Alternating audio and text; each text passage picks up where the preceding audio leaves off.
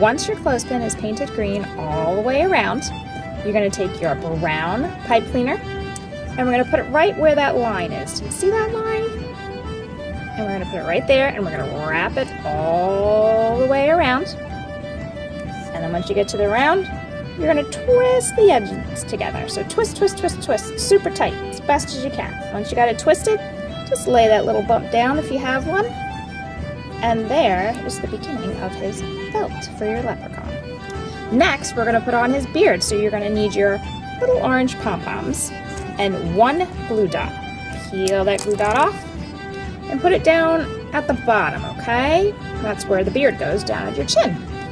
Take the glue dot, kind of spread it out as best as you can. Spread, spread, spread. Then we're going to take a pom-pom and put it on one side of that glue dot and squish it down.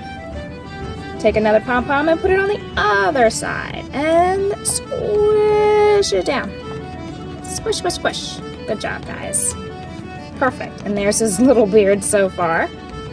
Then you have the orange green hat. And we're just going to put it right up at the top, okay? So you're going to need your other glue dot for that. So peel it off and put it glue dot right up at the top of his head, okay? Put it up there. Make sure you're leaving room for eyes.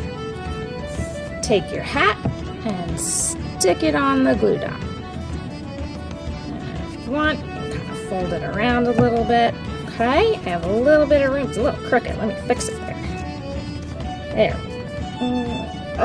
There we go. All right. Then take a black marker, a pen, or even a pencil will work. And we're going to draw in the eyes. And if you have room for a little mouth, you can draw in the mouth. Eyes are easy, just a quick dot. Yep. And I'll try and get in a little tiny mouth right there. There we go. There's my face. Silly little guy. And then down here, if you left room, you can go ahead and color in black boots for him. Just like this. Here we go, see? Marker works perfectly for that. Doesn't have to be perfect. There we go. Once you get both sides, your leprechaun is ready to be put